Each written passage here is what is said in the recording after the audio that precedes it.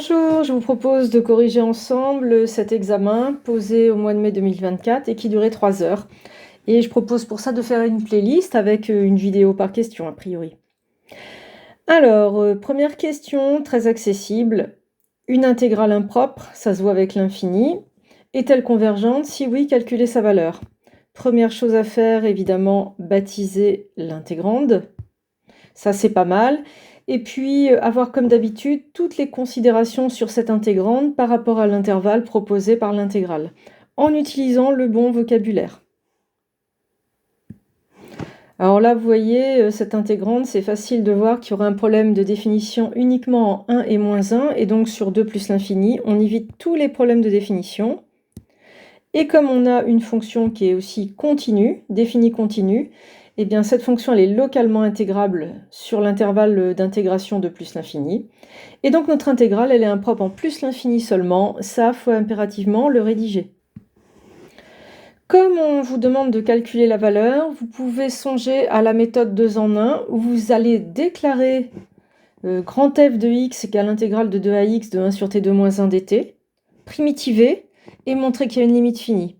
Mais s'il y a une erreur de calcul, ça peut mettre en cause les points pour convergente. Vous voyez ici, convergente, c'est vraiment très facile à justifier. Avec le critère des équivalents positifs, on voit tout de suite apparaître du Riemann convergent. Donc pour cette raison, j'ai pris le temps de rédiger la convergence parce que c'est vraiment 2 lignes. On a un équivalent immédiat, x au carré moins 1, c'est un polynôme, il est équivalent à l'infini au monôme de plus haut degré. Je vous rappelle que pour exploiter votre équivalent, il est indispensable qu'il soit de signe constant au voisinage de la borne impropre. Donc ici c'est positif, il n'y a pas de problème. Ça converge, c'est du Riemann usuel en l'infini. Je vous rappelle que Riemann en 0 c'est différent, Riemann usuel en plus l'infini. Et donc notre intégrale converge, ça au moins c'est acquis. Et maintenant pour calculer la valeur, il va falloir faire attention à la rédaction. On va poser une intégrale pas impropre. Il est indispensable qu'il y ait bien 2 variables, une en borne, une d'intégration et qu'elle n'ait pas le même nom. Sinon, rien n'a de sens. Pour le reste, c'est une fraction rationnelle, c'est pas un élément simple, donc on sait qu'on va décomposer en éléments simples tout simplement pour primitiver. Et donc c'est parti. On déclare les bons objets. Donc là, la décomposition en éléments simples, elle peut se faire à vue. X au carré moins 1, c'est x moins 1 fois x plus 1. Ça fait 2 polynômes premiers de degré 1. Les coefficients 1,5 se trouvent très facilement. Et là, j'insiste, ici, le x en borne survit une fois qu'on a primitivé. Donc c'est bien f de x. Et là, il ne faut surtout pas écrire petit f de x dx, ça n'aurait aucun sens. Vous avez une variable t muette et une variable en borne. Il est indispensable qu'elle n'ait pas le même nom. Grand F, c'est la primitive de petit f qui s'annule en 2 en fait. Et surtout, c'est une intégrale pas impropre. Intégrale pas impropre. Donc là, on primitive sans problème.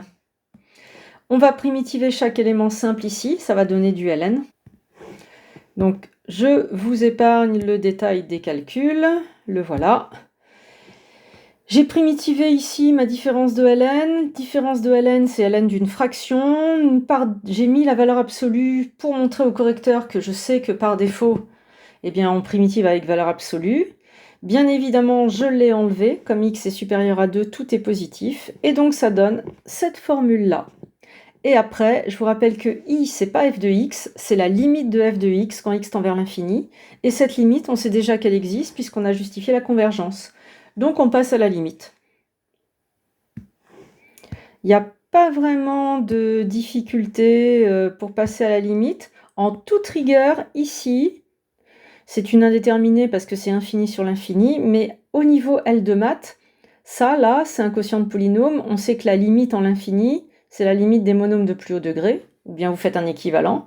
Donc ça va tendre vers ln de 1 égale 0, et il va rester le moins ln 1 tiers avec le 1 demi, qui va donner ln de racine de 3 avec les propriétés du logarithme népérien. Donc ici, j'ai écrit par opération de limite, je peux éventuellement préciser car x moins 1 sur x plus 1, équivalent en plus l'infini,